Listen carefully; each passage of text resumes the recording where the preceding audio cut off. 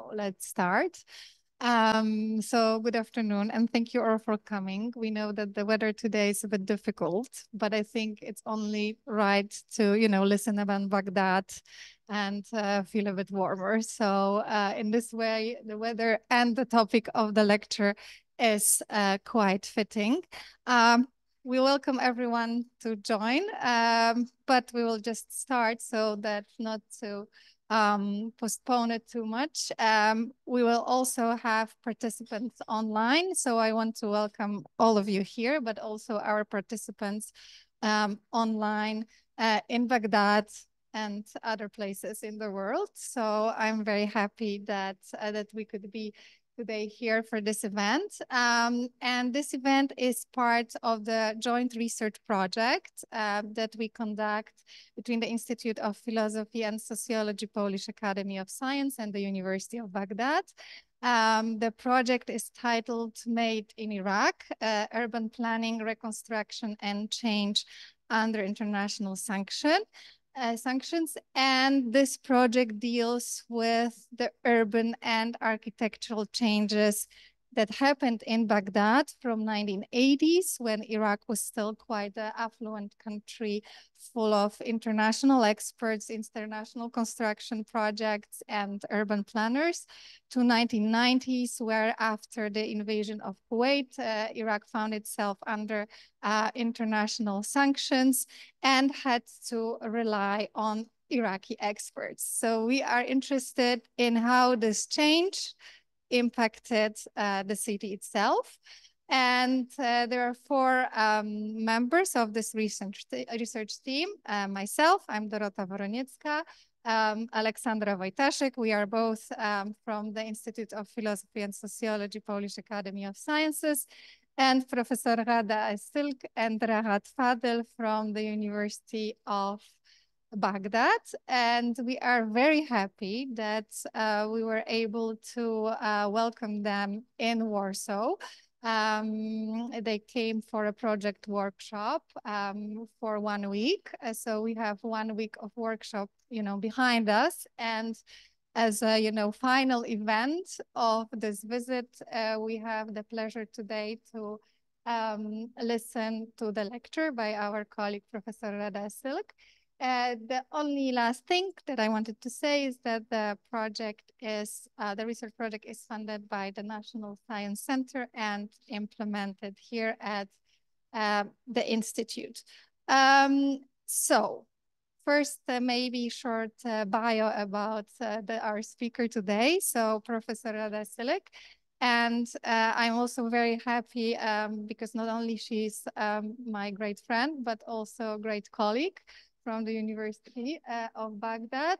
She was the former head of the Department of Architecture at the University of Baghdad, College of Engineering. She authored a book, City of Stories, and numerous research articles on Baghdad. She's the real institution when it comes to study of history of architecture and urban planning of Baghdad. She's also a founder and chair of Iraq Docomomo International, and founding member of the Makia Foundation for the Development of Baghdad.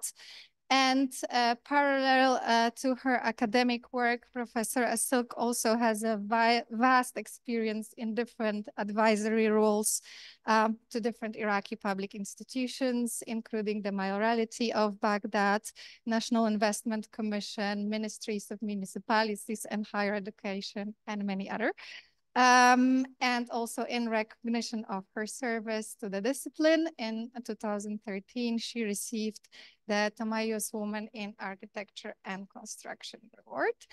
And also today we have a double pleasure because we also have with us today Professor Mirosława Czerny from the Faculty of Geography and Regional Studies, University of Warsaw.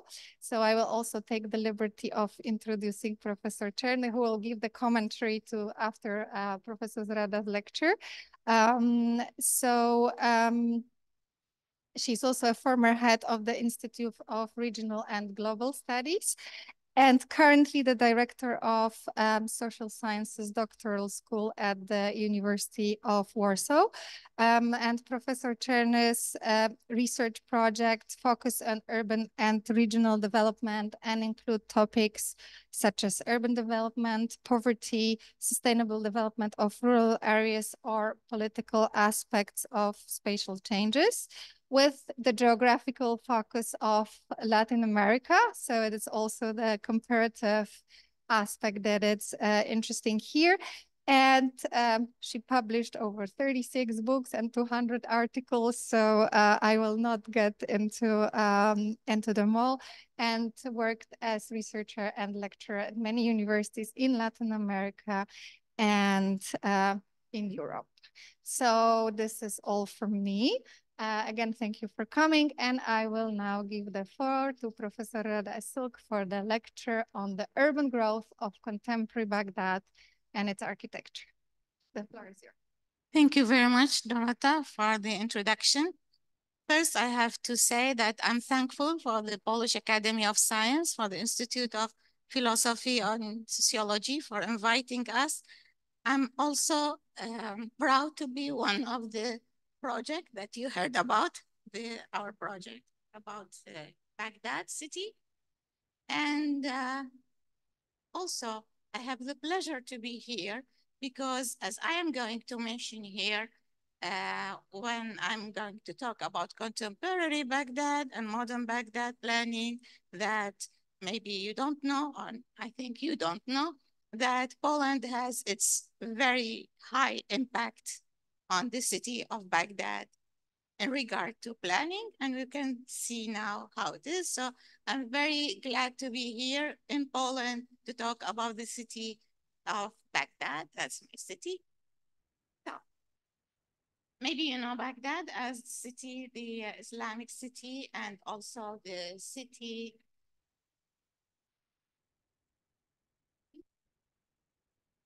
Yeah, but the city of Baghdad, I have to start. This is to the left. This is the modern map of the city of Baghdad with the Tigris River coming in it. And to the right, this is the governorate of Baghdad, a small governorate in the middle of Iraq. And this is the Baghdad city with its periphery.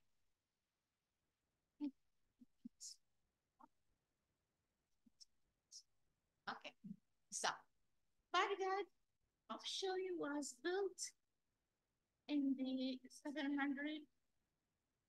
to 706. But before that, as you can see in Mesopotamian area, where the city of Baghdad there, the two rivers, the Tigris and Euphrates, come to their closest space between them. And somehow the people of Mesopotamia could recognize that the valley of the Euphrates is a little bit higher. So there was several canals coming from one river to the other. So in the map to the bottom, you can see that there was an Akkadian kingdom called Ishtuna, that is what the Mesopotamian kingdom, but Baghdad city was somehow part of it. The picture to the right, you can see that there are two sides in Baghdad, in modern Baghdad city, that are related to the older Mesopotamian side. So here we see what I was talking about the two rivers having smaller rivers between them, and you can see in the picture the site of Baghdad here in little bit modern times. So in the city of Baghdad, the ancient, the pre-Islamic era, there was this Mesopotamian culture. And of course, to the right, we can see the theory of Pythagoras. It was there in Baghdad 1,000 years before Pythagoras. And to the left, you can see this instrument, which after analyzing it, it was discovered that it was a battery. So that was also the first battery in history.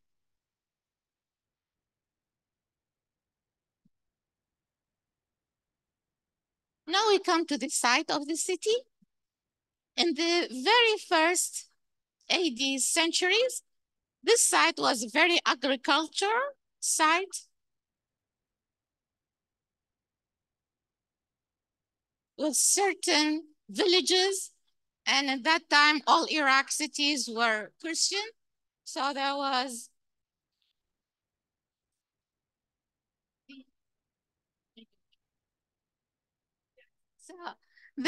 the villages and also monasteries all over the area of Baghdad. And in the beginning of the Islamic era, in the second house ruling Iraq or the Islamic Caliphate, the Caliph al-Mansur decided to build the capital in this area, where it is a very good agricultural area and it is between the two rivers. So the both rivers will be like defense places for the city. And he chose a place where you can see it, an round area to have his capital. Actually is not the capital, but the center of the big city. Can you all move the slide? So during this Abbasid area, starting from 766, we can see the round city, but also we can see that the whole area is not the round city, but very wider than that. And all the palaces were outside, but the round city was almost the center of the government. Okay, Ola, okay. So in Baghdad, where there was the main shrines of the main Islamic imams. The one to the left is Abi Hanifa. He was the imam of the main Sunni sect. And to the right is Al-Hussein shrine. Sorry, it's the Al-Kadhim shrine. That is also one of the sects of the imam of the Shia sect. Okay. Afterwards, in about 100 years, the city moved from the left side of the river to the other side of the river. And the palace formed was like the new urban center there. And it grew to the north and to the west and to the east as a new city. It was very natural because the first one was away from the river. And here we come to the best site that a city can grow and still continue in history. These are the buildings that still remain from that Abbasid features. Okay. And here I just wanted to show some stages of the city, starting number one. This is a Mesopotamian site. Number two is also a Mesopotamian area. Number three is the round city. Number four is the growth of the south of round city. Number five is the growth of the area called Adamiya now. Number six, the area called Qadamiya now. Number seven is the walled city and the new urban center, all on the map of the city of modern Baghdad. And this is the city as remained during the Caliphate, the Abbasid Caliphate fell under the Mongol attacks in 1258. So after that, Baghdad went under one occupation till the other, first by the Mongols, then by the Turks, and after that by the Persian, and later on by the Ottomans. So here we can see this is Baghdad, and during the 17th century, it was under the Ottomans' occupation. But during these areas, these periods of times, there were also certain buildings to be built and also some features of these periods. These are some of the images that were drawn by travelers about the city of Baghdad and how it looked during the 18th century. Well, the main remaining thing of all these 100 years is the urban fabric setting, where we have the organic alleys and where we have this type of inward-looking house with the opening of the court in the middle of it, and the very narrow and shaded during the Iraqi dry hot weather, and the very shaded alleys, which formed a good solution in weather-wise and also in social-wise. You can see the image of the city at the beginning of the 20th century, end of the 19th century, the fabric with the inward courts. And also you can see a building that is the main site of the Ottoman government and also a site for the Ottoman military troops. But also you can see that this was at the end of the 19th century, and Iraq went through the First World War, where it was under the Ottoman occupation, but during the end of it, before the end of it, in 1917s, the British troops came to Baghdad. You can show it the other slide, and went into under the British occupation from 1917 till 1921. In 1921, there was the crowning of King Faisal I to be the first king of Iraq, but under the British mandate till 1932.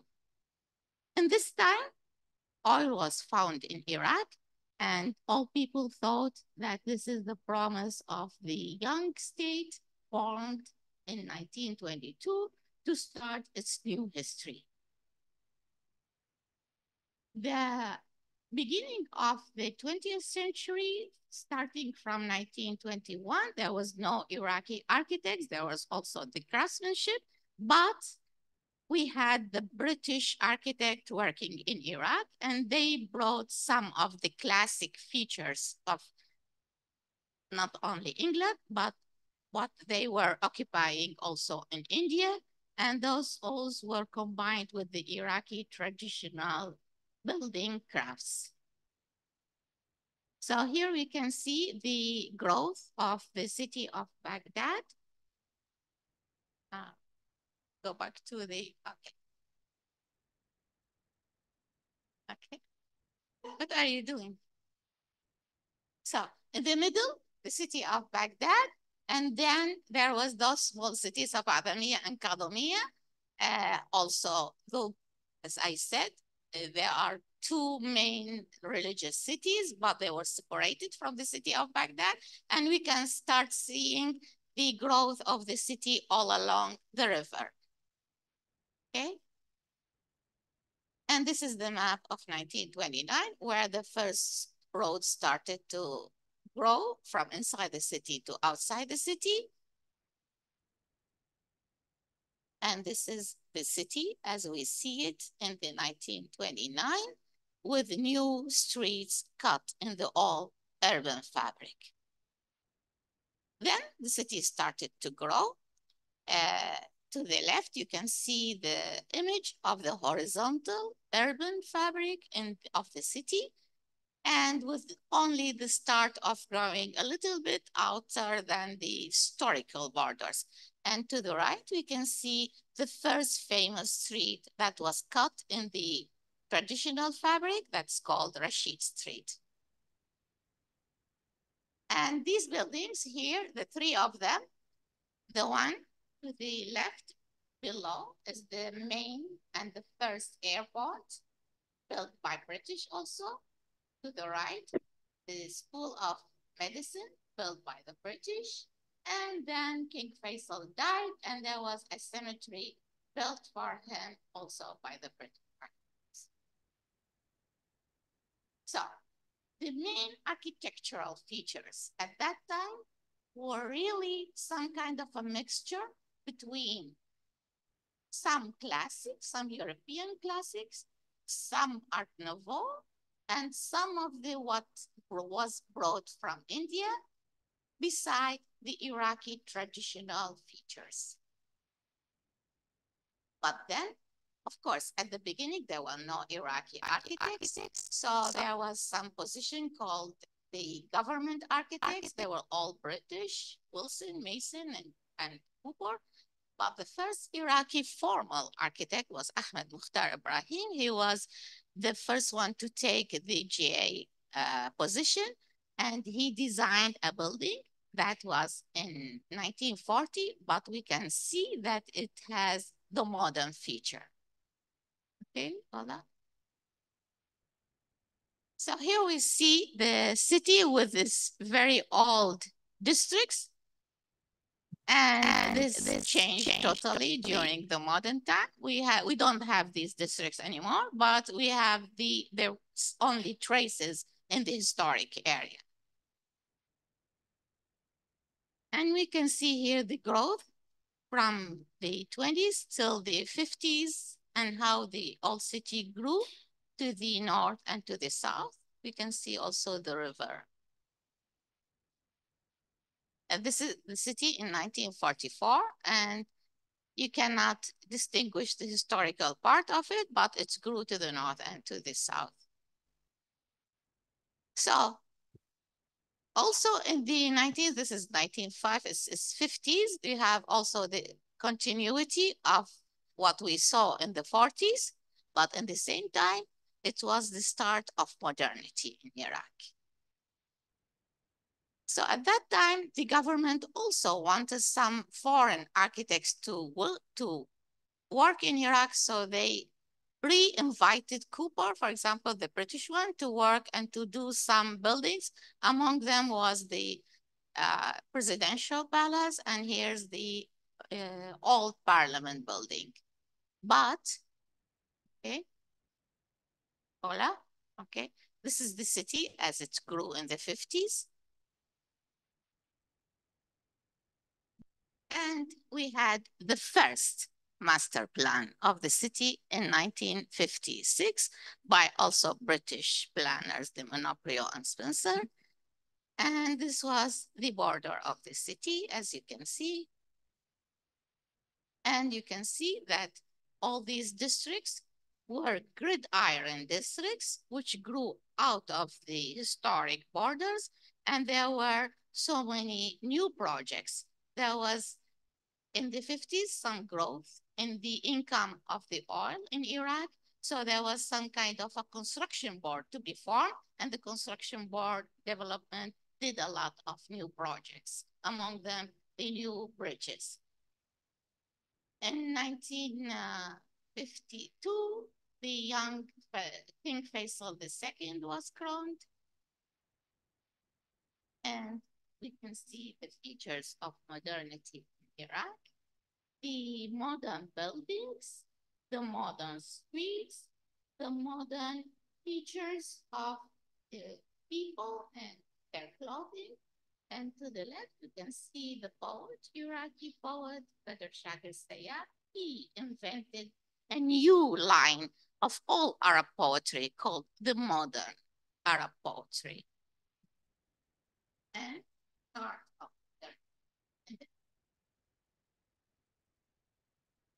but because the city was inviting some architects from Britain and other places, there was some suggestion by Iraqi new architects. If you are inviting architects from the world, why not invite the international non-architects? So Le Corbusier was invited to do a project in Baghdad. He did an Olympic village, but the only building that was implemented is the gymnasium. You can see here, it was implemented in the 70s, designed already in the end of the 50s, okay? And the architect, José Luis Sert, was invited, not by the Iraqi government, but by the American embassy to do the campus of the American embassy in the 50s. Gropius was invited to design the campus of the University of Baghdad. And you can see him here standing in front of the tower building. That is the main building, administrative building of the University of Baghdad. Here, the University of Baghdad to the right, you can see that he adopted unique concept in it. He managed to have some entrance, very unique entrance, leading to a mosque as a kind of symbolic feature representing the spiritual. And then from that, you go to the central scientific area representing science and life. And the Greek planner Doxiadis was invited to do some housing complex in Iraq.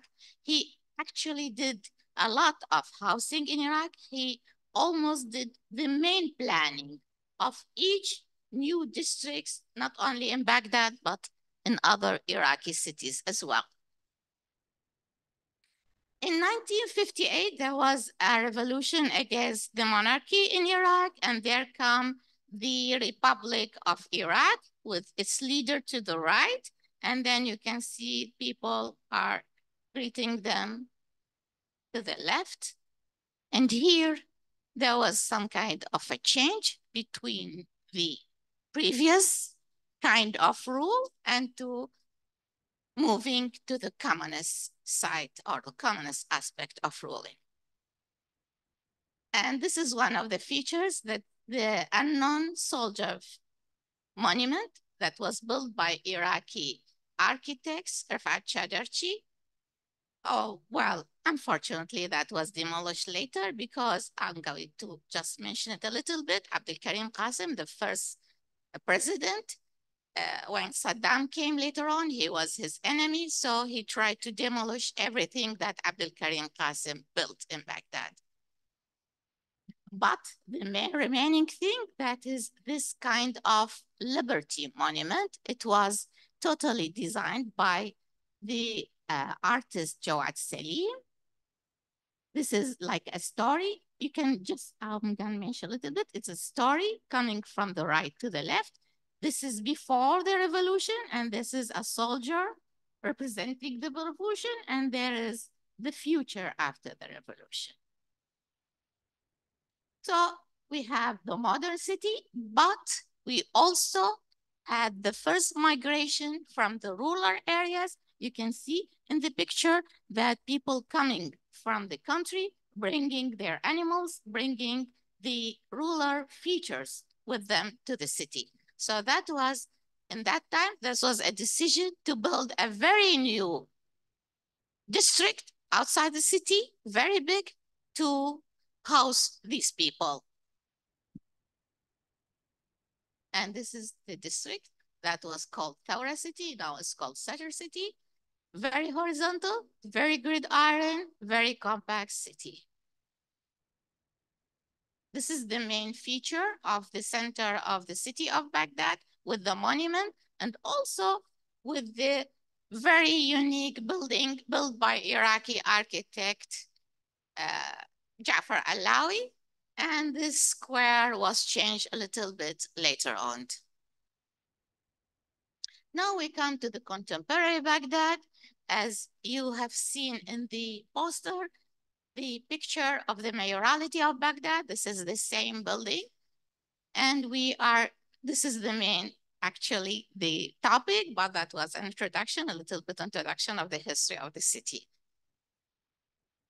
So in 1968, the government started to ask planners from Poland to come to do the new master plan for the city of Baghdad.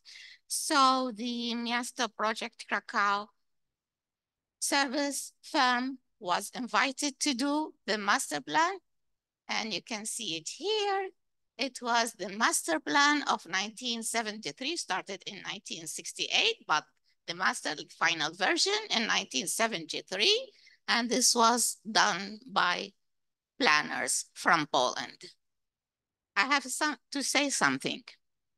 In the 80s, there was another master plan to be done. It was done totally by the Japanese firm, JCCR, but at the time of its approval in 1990, there was the war of occupation Kuwait, and it was not approved. So, dating to 1973, it was the only master plan going on till now in Baghdad, although of all the changes. So, one of the features of this master plan and the previous master plan by the British, that the city will grow horizontally. Each person or each family in Baghdad has its own house on the ground.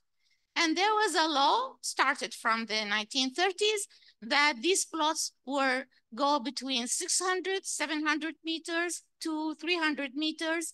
And only in the crowded area in the suburbs, it was allowed of less than this. So you can see everybody is living in a large house with garden, with garage. This was the feature of the city in the 70s and also in the 80s. In this time, there was of course, the people, the international, the Americans, and also the French left Iraq, but also the Republic of Iraq wanted to encourage the Iraqis to take their role in the architecture of the city. So there was first the establishment of my department, Department of Architecture, to study the Iraqi way of building and to focus on some kind of a target, how to create a modern, contemporary Iraqi architecture that is related and continuous with all the heritage of the city. So Iraqi architects started to work in the 60s, and we can see here some of their experimental buildings of how to combine the tradition with the contemporary. Main architect of Chatterjee, here we can see down here to the left, building by here. Also, only to the left, to the right side, all these buildings were either in the 60s or the 70s, and some of them were implemented in the early 80s. And this is the Mustansariya University, very unique building, very unique campus, where Kaftan Auni tried to mix some of the Iraqi traditional features with some weather treatment, with screens, and also to use them with the concrete beams that was very famous during the 50s and the 60s. The also building by Hisham here. And this is the only building that the Iraqi architect, Said Ali Madloub, tried to link the features with the previous, not the local, not the Islamic features, but the previous Mesopotamian features.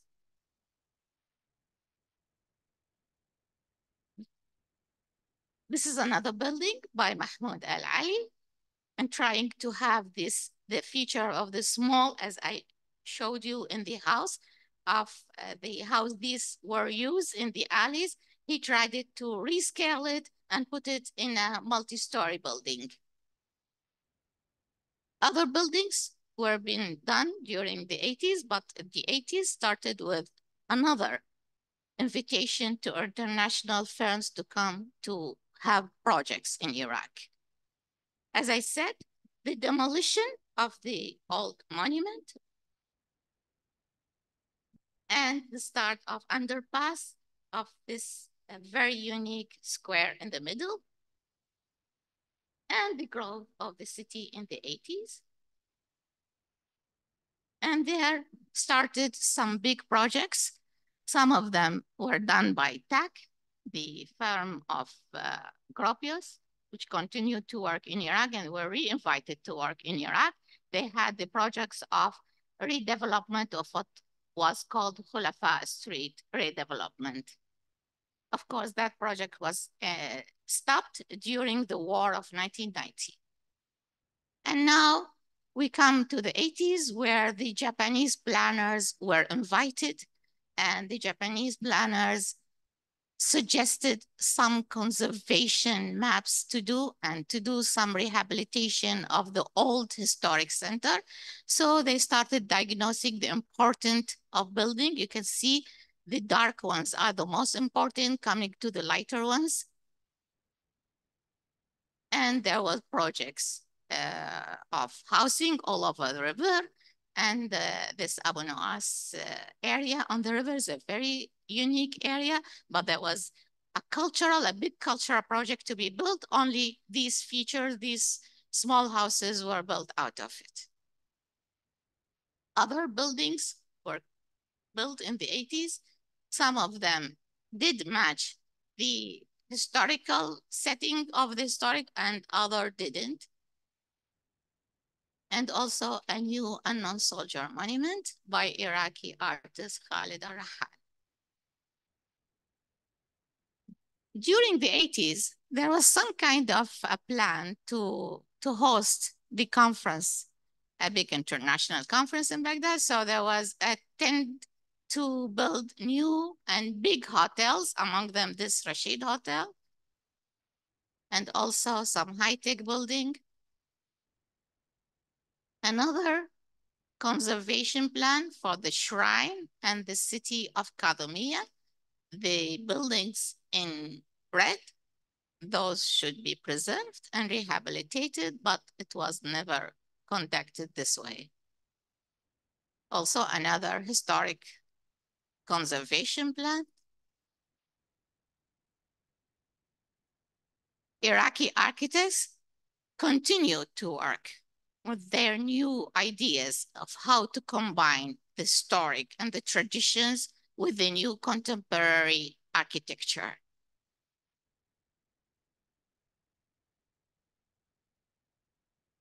Also, a very good and a very deep study of the transportation. It was done in the 80s, combining the new railway roads and also with the new airport.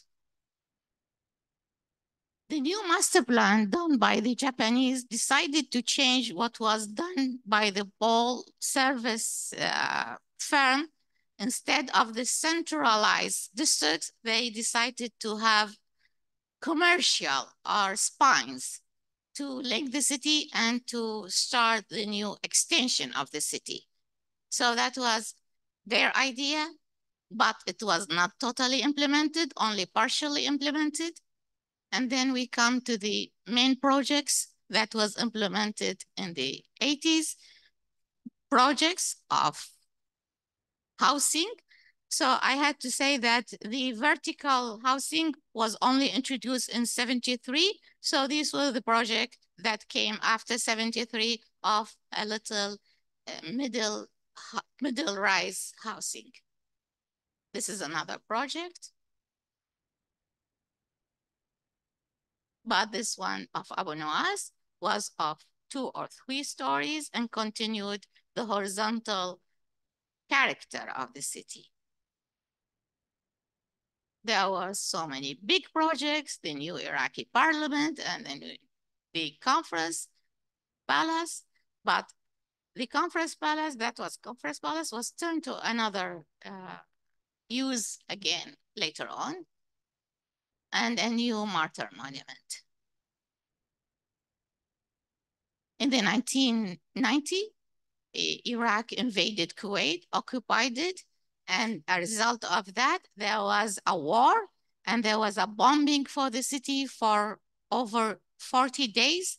And this bombing destroyed mostly everything, every bridge and every governmental building.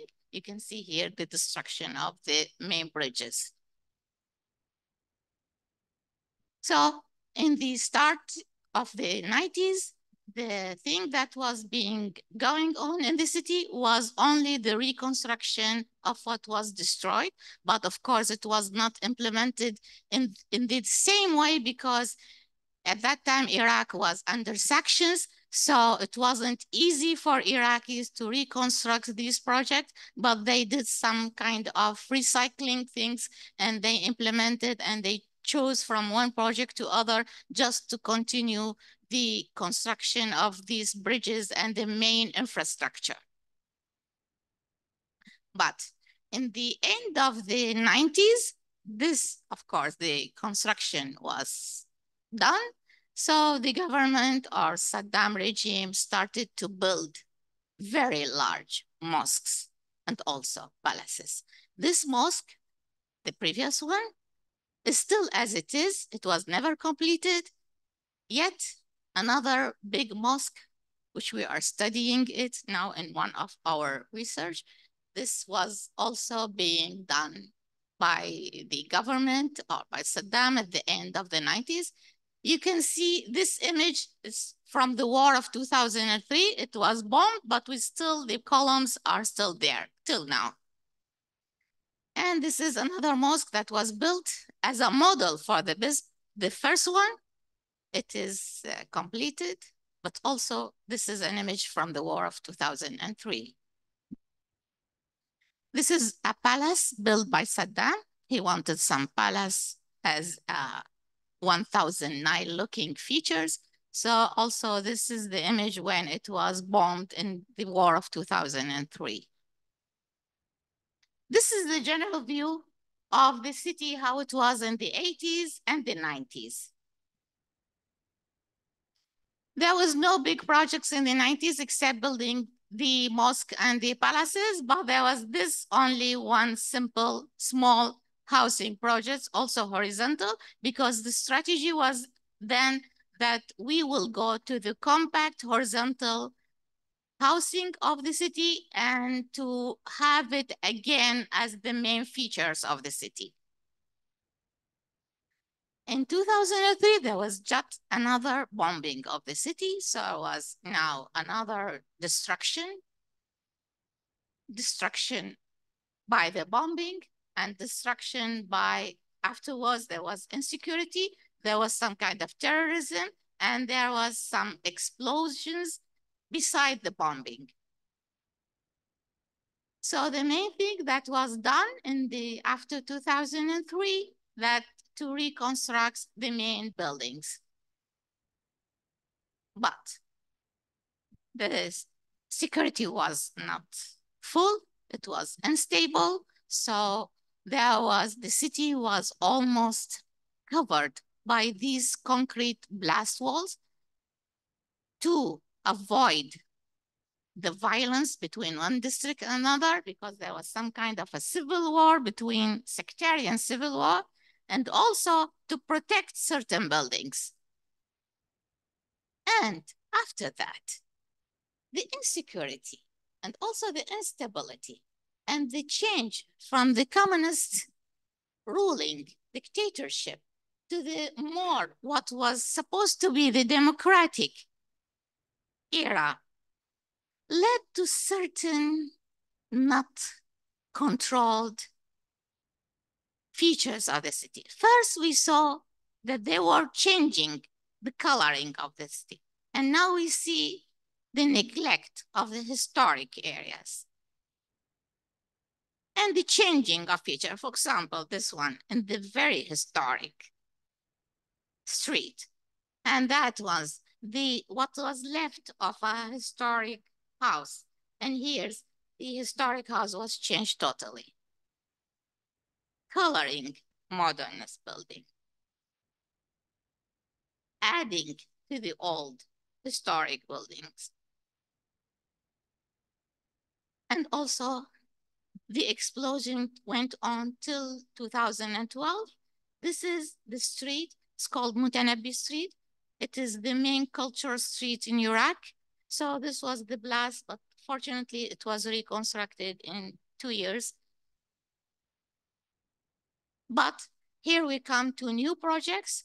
The new projects was the development projects of the religious city of Kadamiyya. This was the winning project of the competition of the development of Kadamiyya, but it was not implemented. And there was a new master plan that was being held by planners from Lebanon and also Iraqis. That was the target date was 2030. This plan is it, but it's not completely approved. So we are, as a formal master plan, we have the old 73 master plan of Pole Service. So the new land use, the extension of the city, and also because the city grew so much, it all covered the older green belt. So a suggestion of a new green belt. This is a huge size of a city that is, because their calculations are not statistically precise, the assumption is the city holds now 10 million people. And there are suggestions of new, now what is called the satellite cities that are just on the suburbs of the main city. New artwork are being done in Baghdad. This artwork is representing that, the cone represent the history starting from Mesopotamian time till now. And the hand that is with 5 fingers is trying to protect it from collapsing, because what happening during the 30 years, the last 30 years was just destruction and the collapse. We were featuring the collapse of culture. This is a new architecture project for the Council of Building Ministries, and it features the infinity. It is also inspired by Mesopotamian symbol of the infinity. Infinity is the continuity in the history and also in continuity of culture. This building is being now started to build it.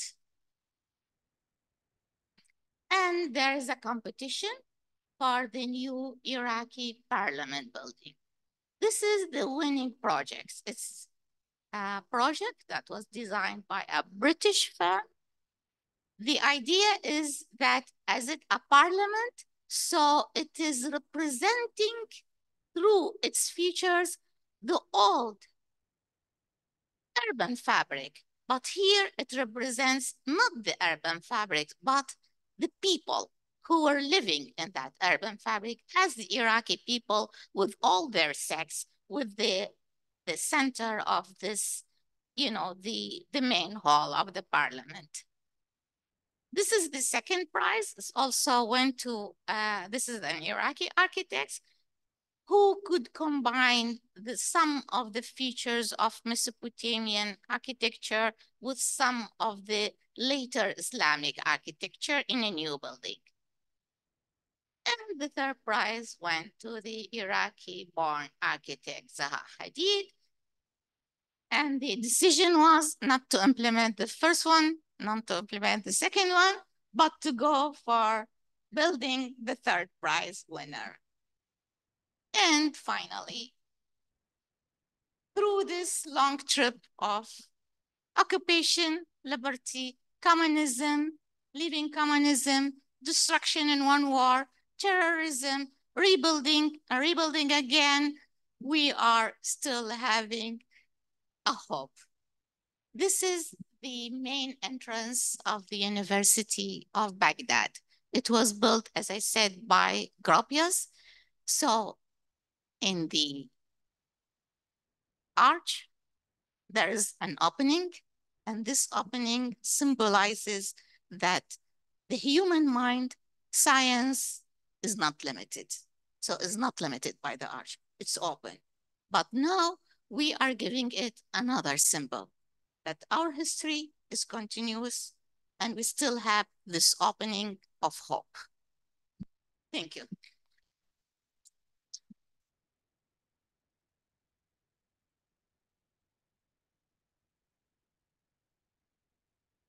Well, yes. So thank you very much, Professor Ghada, for taking us on the trip throughout the modern history of Baghdad. I will now give the floor to Professor Czerny for her commentary, and then we will have questions from the audience, of course. Thank you very much for the invitation. Thank you very much for the fabulous presentation, very interesting. My comments are very, very short because I'm sure the audience has a lot of questions because of the very interesting presentation. What can I see? Well, what can I say? That the urban space, urban territory, the structure, function, divisions are the subject of research in of many disciplines. We have architecture, urbanism, sociology, geography. I'm a geographer and I'm interested in urban geography, in model of the cities. And within urban geography, I studied the spatial structure of city in the global south, mainly Latin America, but I know I am familiar with researching cities in other parts of the world. The cities of Middle East have been the subject of many, many studies, not only British and French, but as well German. Especially in the end of the 20th century, it was a lot of publications of German urban geographers. They worked in different cities, countries of Middle East. And if you're interested in models of urban spaces, I think the School of German urban geography is the best examples of such studies. The models of the spatial structure of the cities were created first by Tehran and Damascus. And I'm expecting here the similarity between Baghdad and such a model, but I think they are not. Not absolutely. There's another space of Baghdad and the organization of this space, because I don't see here a typical elements of Islamic city. And I think the traditional models of Orient cities, they have this polarization of two spaces, the Islamic space and European or semi-European space. And here I can see it, but perhaps you can do a comment. Okay, the example of Baghdad is interesting because of the city form and mix of the functions, I think. And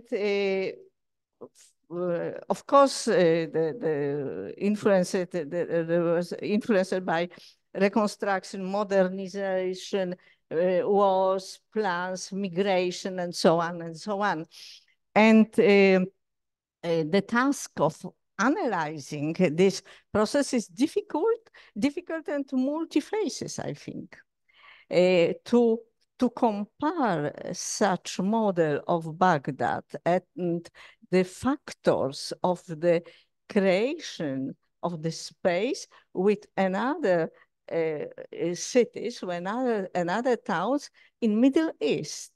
And I see here the most interesting research question, you know, and of course, therefore, research experience and help for the project you are doing there is very important, and I think you can make the suggestions of a lot of aspects of this urban model.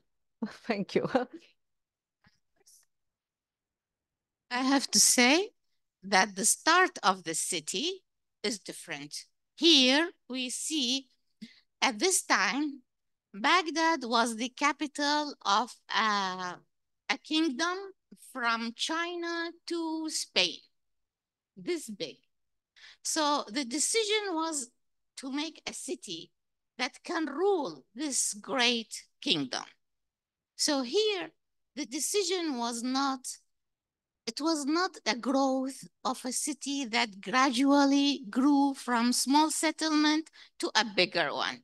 No, there was here a political decision to build a city. And to build a city, if you go, because I tried not to focus on the historical period, but it was not a city. It was like a fortress with the center of the palace. And then the whole area was to be given to the military. So you can see it was not a gradual growth of the city, but this city here did not continue to be the capital. Why? Because of what you said, because it didn't have the real potential of the growth of a city, like the agriculture, the people, and also the interaction of people with the main spaces, okay? So you can go through the other one here. Then, of course, this stage that you can see is like a very centralized building. And then, okay, here, what happened here? The centralized city was left to go where? To go where there were villages before in the site of the city. And one of the caliphs decided to build a palace here. And this palace became the urban center. And the city grew. And this is the city that continued for 1,000 years, not the older one. And this is the city, the historic city. It had the spaces that you talked about. It had them. But what happened in modern times, just a quick going through that. Just a quick, okay. After that.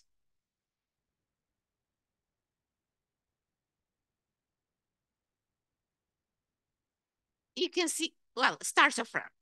This is the historic city with all its spaces. And the two other small cities, Adamia and Kazmia, both of them are religious.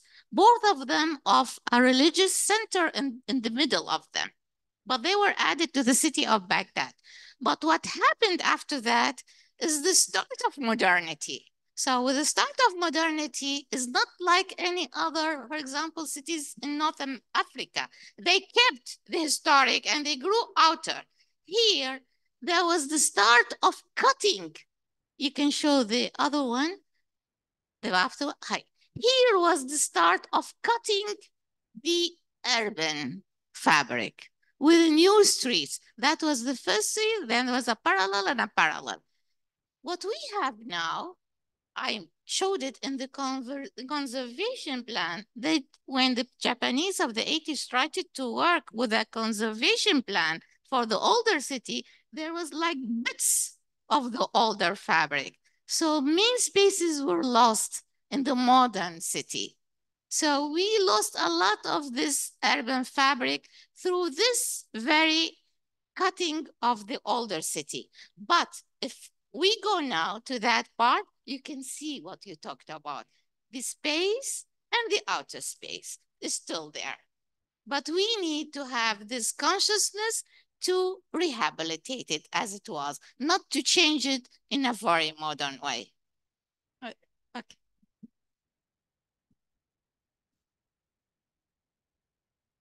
Okay.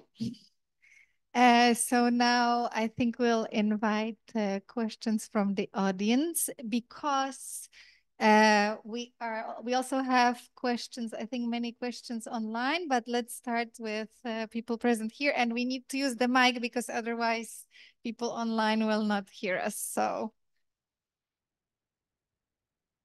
Thank you very much for the presentation. And thank you for this journey, like a magical journey through Baghdad. I really appreciate it. I'm an urban designer myself, and I have actually 1,000 questions, but I will only ask you 2. The first question is about this horizontal city. Yes. Working in, let's say, of course, I never worked in Baghdad, but working in a Islamic Arabic city, we have had this understanding that there is this, let's say, original organization of houses. They call it in Central Asia, for example, the mahalla. I don't know if it comes from Arabic, probably. Yeah. And there is a modern architecture, and they're very different. My question would be, if these houses in the horizontal city, as you call it, what is the organization of the house? Is it towards the inside? Is it towards the outside? How does the public space look like? So this is like the first question. And the second question, I will just ask it because it's very simple. What is the role of the river today in the city? Because we haven't been talking about this, and it's very interesting how the river lives and what's the function of it. Okay. Thank you. Well, thank you. Very interesting questions.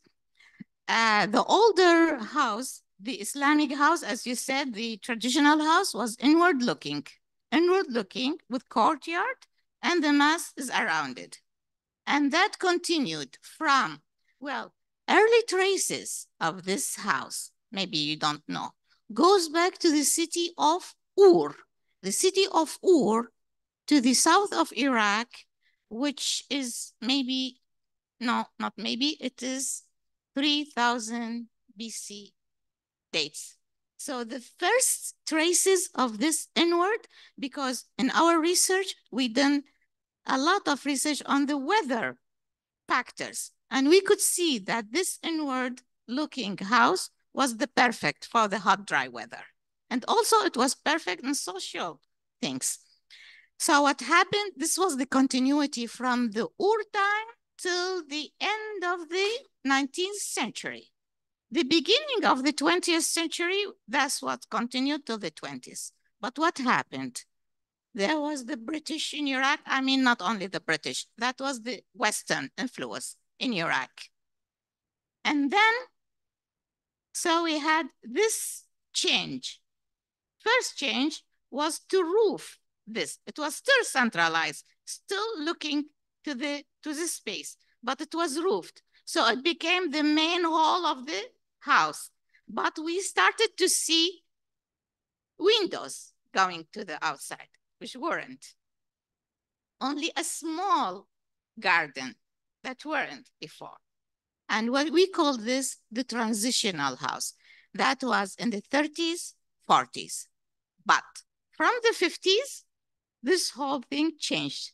We have these plots with a very modern, organized spaces looking to the outside. In front of the house, a garden with a garage. And then comes the spaces, the living, the guests, and the kitchen. And to the back, there are the bedrooms, 2-floor house. Okay, this is the main feature. But if you go deep in the architecture of the house, you can still see some of the traces of the traditional house. For example, there's no central space, but you can see a corridor that is separating the guest area from the living area. That was in the traditional house, separating the main area from the family area. Okay, so there was still some features, but this house with the new garden, with the modern house, became a feature and also became the character of the modern city of Baghdad. And also it was socially accepted and it had its uniqueness as a modern house. Okay, but which I didn't say, the professor asked me before the lecture, this was the feature of the city of about 4 million people. And there was a very good housing strategy in that time, I mean in the 70s, of giving each employee, started with the communist government, giving each employee of the government a plot of house and a loan to build his own house. So this raised a very good medium income stage in Iraq, okay? In the 80s and the 90s, there was no housing strategy. There was a start of a housing strategy. It was suggested by the Pole Service. Why don't you go for a multi-story housing? So they suggested few projects, and those were built. But because of the wars, it didn't continue. So what happened? If my parents got a plot in the 60s, now in the 80s, there was the sons and the daughters who grew and not having enough space for them and not having a way to have their own houses. And this continued. So the result was, why don't we split this plot of 600 meters to smaller plots?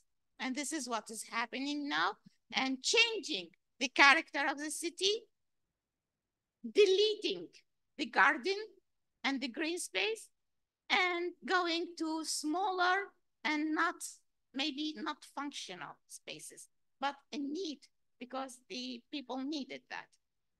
And sorry, the second one was about the river. Yeah. So the river was the heart of the city. And if you go to the historic fabric, you could see that all the alleys are leading to the river. And the river was the main transportation canal, okay? But due to the modern, and I show it here, the first street, first modern street did not come with the traditional route to the river. It was parallel to the river. So all streets came parallel to the river. The result is that as if we are giving our view to the street and our back to the river. And we could conclude that, and we did a research, and we, as maybe when our paper will be published and our project will be published, you can see that we had in the late 90s a project of an urban master plan of Baghdad, but done by all Iraqis. And in this master plan, we started to change this, to go back and to go to give the life to the river as a central place. Is it okay?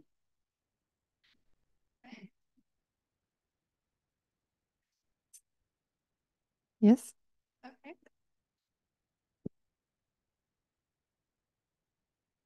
Thank you for the presentation. Sorry for, maybe I will not use the term because I'm not an architect or an urban designer, but when we talk, like in all our Arab capital or cities or even villages, we have this influence of, like, for example, in Lebanon, we have like the influence of some Italian architecture. You can see it now in Beirut, like some Italian architecture or French architecture, what make something named like the Orient architecture. Like this is something specific for this cities in the Arab region where there is this influence of European cities with the somehow the Islamic model.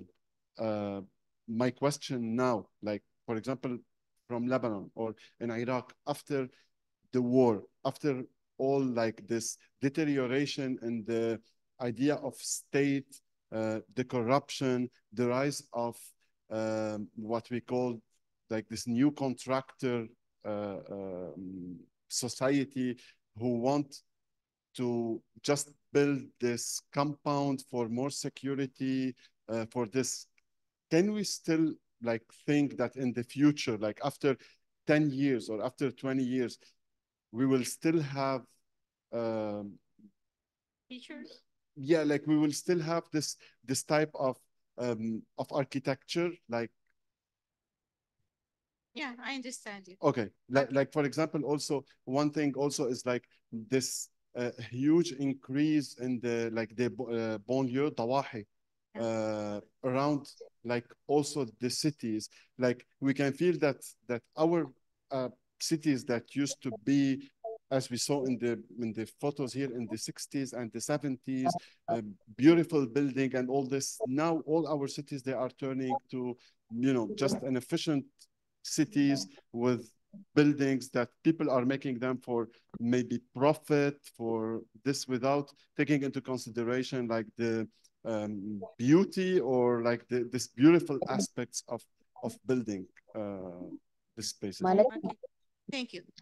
First, I want to comment that, yes, in the late Ottoman era, in Turkey, Lebanon, in Syria, and in Iraq, there was this trend of combining some influences from French influences, from Art Deco, from Art Nouveau, with the traditional. You could see the features in the street of Beirut and Damascus, and also in Turkey and in Iraq. And that was clear. And people, craftsmen, builders, were traveling from one city to another, having these features to be built. So in Iraq, we saw it very clear. In the 30s and the 40s, these influences. But everything changed because the modernity in Iraq, different from other countries in the Middle East, there was a boom in the economic.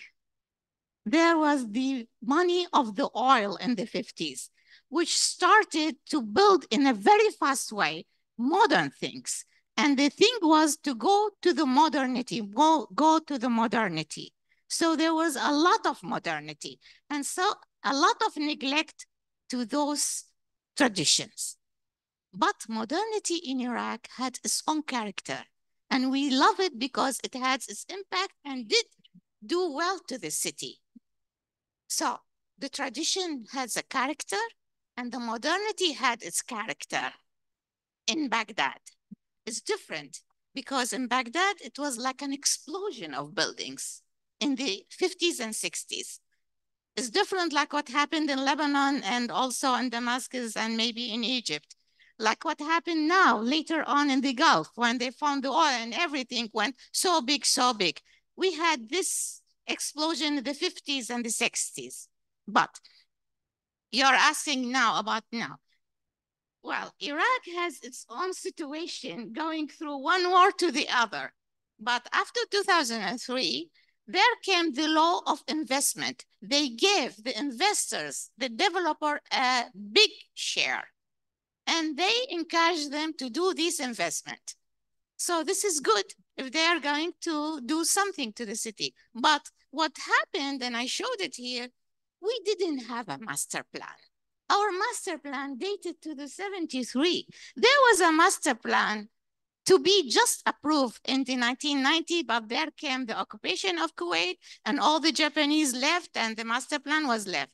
In the 90s, we were asked as a team in the university to do, as Iraqis, to do a master plan, but then it was also not complete and then came 2003. And in 2007, the World Bank asked a firm, a Lebanese firm, Khatib Alami, you know them, though, to have the new master plan of Baghdad 2030. So they did, but they did they didn't have the vision of what the city should be. And also their contract was very limited. So when we were discussing with them about this vision, and they said, no, we just want to do what we were asked to do. So there was no vision. When there's no vision, you can see what's there will be in the future. So we have this investor want this land. Okay, we will give them this land. Sometimes they took some green areas. Sometimes it was the old airport. So it was it was arbitrary selection of this new investment. You're asking if there is a chance to go back? As I'm an architect and I'm a scholar, I think, yes, we always have this optimistic thought of future because of the new generations. Really, our students, I can see that they are more conscious about this.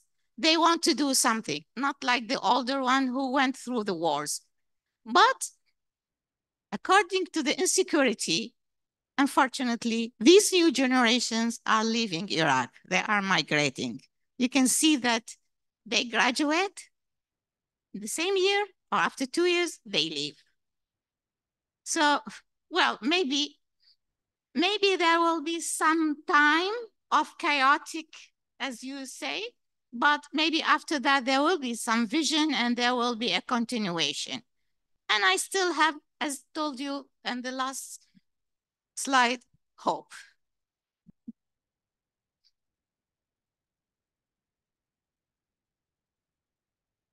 We still have 15 minutes to go, so we can welcome a few more questions from you, or for our online participants, if there were some written on the chat.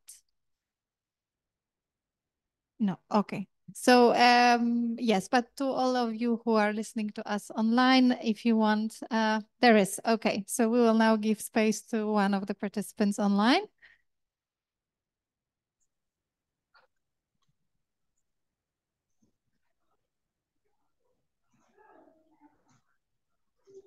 Good evening. Yes, good evening. Hello, good evening. Thank you for this opportunity to meet our teacher, Dr. Ghada Slik, and thank you for all. I will ask, I have a question about the history of Baghdad morphology. I will speak in Arabic. Okay. Okay. Okay. Thank you. بغداد مدينة بغداد قبل before the Abbasic era كانت تتضمن الكثير من الأديرة المسيحية والمباني المهمة. Can you raise your voice, Mahdi? Can you raise your voice? Yes. بغداد قبل الخلافة العباسية كانت تتضمن الكثير من الأديرة المسيحية والمباني اللي هي كانت قائمة، واللي هي مثلت حالة الانتقال بين العمارة الآشوري أو العمارة البابلية القديمة اللي هي أو العمارة الفارسية والعمارة العباسية فيما بعد. وهذه الأديرة المسيحية طبعا عكست وظهرت من خلال العديد من العناصر اللي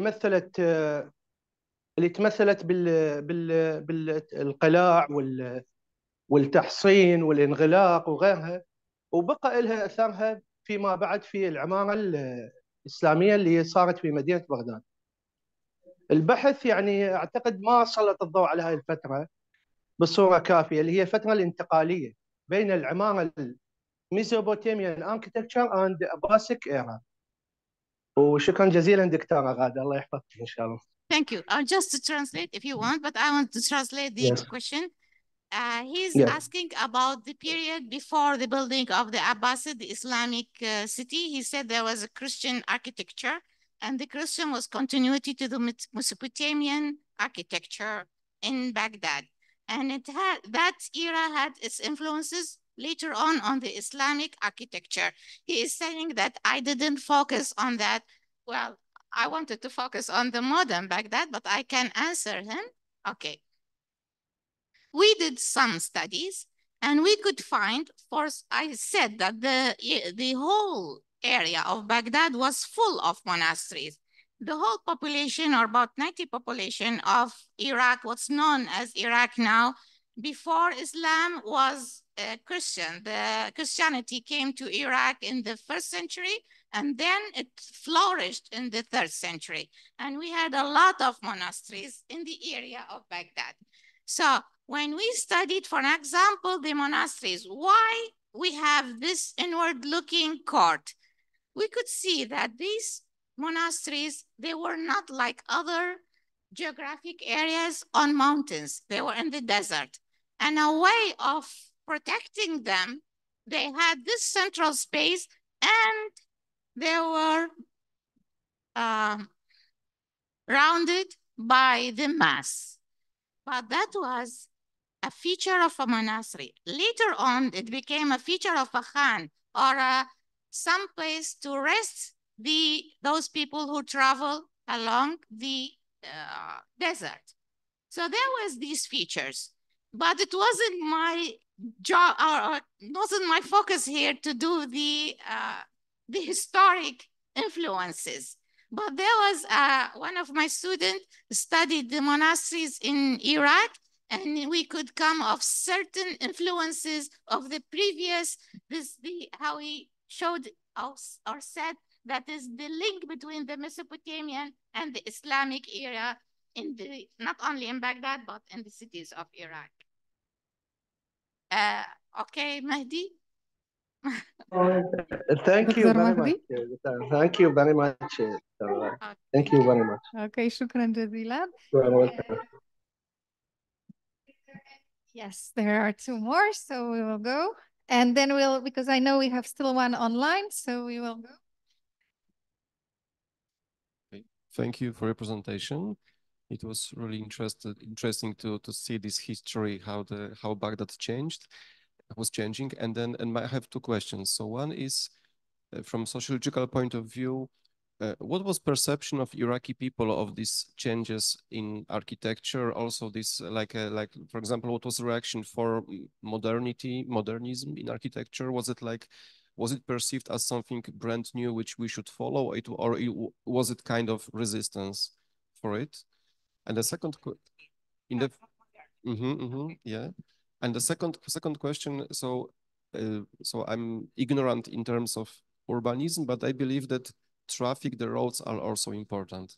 So I would like to ask about what's the like a typical mode of transport? Is it, we saw one picture with a lot of trams, and so in such a big city, people need to commute somehow. So I guess it should also affect the way how the buildings are provided. So is it like everything is based on mainly on public transport or private ones, and what could be impact of the transport mode for the urbanism in Baghdad? Well, the second one is a very important one, but the first one I'm going to answer. When modernity started in Iraq, I mean, starting from the period after World War II, everything was going modern. The modernity was the target. No, there was no resistance. The whole society was going modern.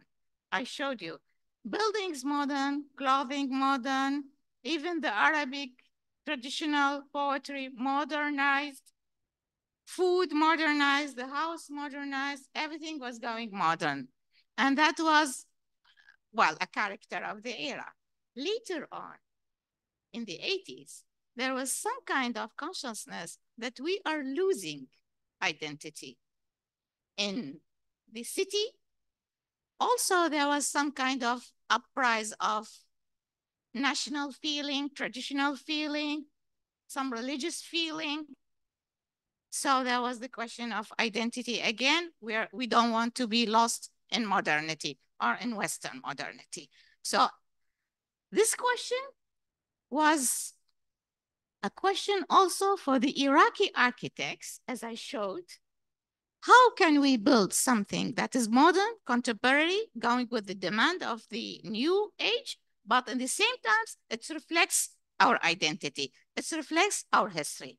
And they did a great job in the 60s and 70s of how to deal with the traditional material with the new buildings, or how to deal with this new multi-story buildings, but at the same time, to protect them weather-wise, or to give them this kind of modernized or modified certain features, like, you know, the arcades or the in the buildings. I didn't show the plan of it, the Mustansariya University.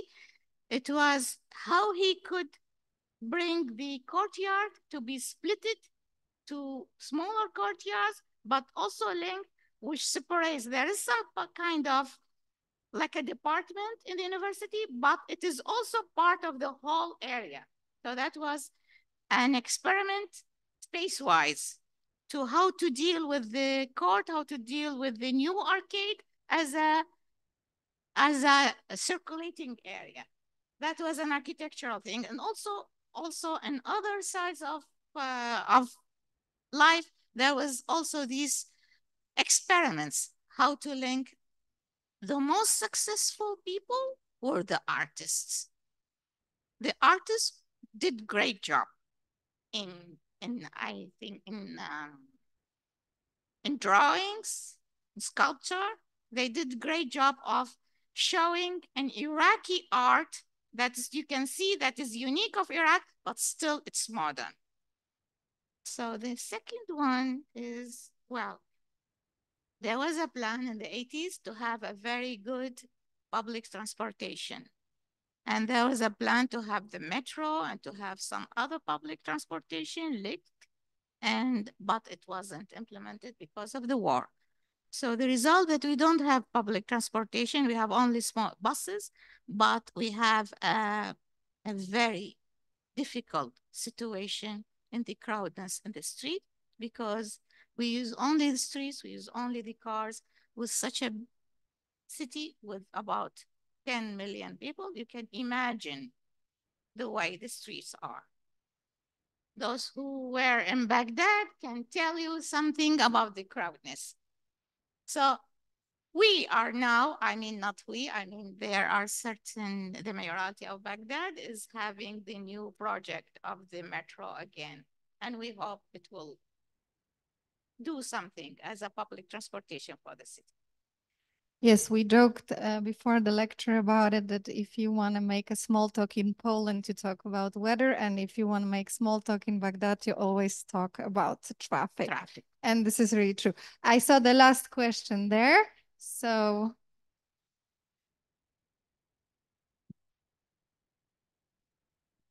Thank you. I have two questions. One is related to the memory. Let's say you were mentioning all the sites and monuments that were destroyed, like after the period of Abdel Karim Qasim. So are they still pictures and like books that we could, I don't know, records from those buildings that have been destroyed? This is my first question. And the second, because it would be really interesting to learn more about the architecture of Baghdad. Second question is related to the invitation made by the government of the government in the late 50s, like at the beginning of the 60s, to the prominent architects from all over the world. I think that among them was Oscar Niemeyer, and I was wondering if he left something in Baghdad, if there are any buildings of, I mean, I'm not an architect, so I have really little knowledge about that. And أهلا وسهلا فيك. أهلا بيكي. Okay, thank you. First of all, there was certain features done by Abdel Karim Qasim, which was destroyed by Saddam later on. You saw the unknown soldier monument. And there was also places, certain places that he really changed the use of them and tried to build new things. And there was only the Liberty Monument. And I don't know if you remember, there is this soldier in the middle representing the destruction of the prison. So at that time, when this was being done by the sculptor was working in Italy and coming back to Baghdad to fix things and then go back to Italy. Abdel Karim Qasim wanted his face to be the face of this soldier. So there was a refusal, but they somehow could do that. They didn't do this feature. But during Saddam time, Saddam was told that this face is of Abdel Karim Qasim. And we were just this close to the destruction of this monument. And then came the real story that they avoided it. Somehow, the artists could avoid that. So, and there was an area in the Rashid Street where Saddam tried to assassinate Abdel Karim Qasim. So Saddam ran away, but one of his colleagues died. So Saddam made a monumental place called Ghreri because his colleague was named Ghreri and put the sculpture of his colleague there. And then in the turn, against Saddam, this statue was removed and brought the statue of Abdul Karim Qasim instead of it. So it's not only Saddam that wanted to destroy what was done before. Now we have the people now are destroying a lot of things because they say it belonged to Saddam time. The second question, sorry, you can remind me? Oscar Niemeyer did not work in Baghdad. He worked in Lebanon, and he had very nice, beautiful building in Tripoli in Lebanon, but he didn't work in Iraq. There was Gropius. There was Frank Lloyd Wright, who designed a very beautiful opera house for the city of Baghdad, never built, so I didn't show its picture. And it was Le Corbusier who did an Olympic village, but then there was a change in the site and there was the building of the main stadium. And then they said, well, we can build the gymnasium of Le Corbusier. And there was Jose Luis Set, who did the American Embassy, and Gropius, who did the University of Baghdad. There was also Alvarado, who designed an art gallery, but it was not built. There was Dudok, if you have heard of them, he designed the Civic Center, but it was not built. And Philip Hurst from Britain, he did one of the building of the banks. Okay, I will be very brief, but we have still one question from our Iraqi colleagues online, so we don't want to discriminate them as they cannot be with us. Faten, أهلا وسهلا فيكي. Faten, تفضلي. Is Faten there? Faten? افتحي المايك. Can you hear us? Faten, can you hear us or we cannot hear you? Okay, so Amal, if not Faten, this will be the Amal. last question. Amal. Okay, Amal. Hello, everyone. I just wanted to say thank you for organizing this workshop on contemporary growth.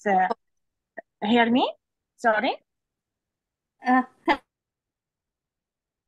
Do you hear my voice? We Yes, hear I you. can. All good. Oh, okay. Yes, Okay. Amal, go ahead. Okay. Sorry, I just wanted to say thank you for organizing this workshop on contemporary growth of architectural in Baghdad. And thank you for Dr. Ghada for this lecture. I have just a question about Dr. Ghada. Through this journey about the development of Baghdad, what the period or which the specific period that if the development of Baghdad continue in the same path, the urban image of the Baghdad different from what we say today, what we see today, sorry. What do you think about this specific period or this time that the development growth to take a different path of what must be go to? I didn't catch the whole question. Did you catch it? What is the style that you think unique that went in Baghdad? No, I asked about we see the different stage of development growth of Baghdad, okay? Which the period or the stage, if it continue, the image of urban of Baghdad different and make a right direct or a right path of development of Baghdad, or what's the wrong path that Baghdad take and make be what it is today? Amal, can you speak in Arabic, please? Because I'm not catching the question. Just in a very brief thing, okay? اوكي دكتورة، يعني قصدي دكتورة انه شنو خلال هاي الفترات المتتالية من تطور نمو بغداد أي فترة زمنية تحديدا هي اللي بالفعل كانت السبب يعني بمسار تطور بغداد بالاتجاه الخاطئ، أو مثلا لو كانت مستمرة أي فترة، لو كانت مستمرة مثلا لو قلنا إنه الحداثة هي اللي استمرت لكان أصبح صورة مختلفة تماما عما هي اليوم عليه بغداد. Okay. فبرأيك نعم دكتور. Okay. Yes, she's asking about the different periods that went into 20th century in Baghdad and which period that has the continuing influence. And of course, she mentioned modernity. Yes, it is modernity that is continued. But in the 80s, there was some kind of linking modernity with heritage in a very good way, and also in the urban plan way with rehabilitation of certain districts. This is, I mean, linking modernity of the 50s and 60s with what's going on in the 80s, if continued, if not cut by the war or occupation of Kuwait, it would have taken the city to a very good situation. I think this is her question. Sorry for the rest. We cannot take more questions because our time is up. So again, thank you very much all for coming and for all the questions, for all the discussion, and I hope you enjoyed the lecture. And yes, we welcome you to our future events if there will be any. No, I think there will be. Thank you. And also very big thanks for our colleagues in Iraq that connected with us online. We also appreciate it a lot to have this Iraqi or Polish connection also for this event. Me too. I like the questions and I like that they enforce the lecture more.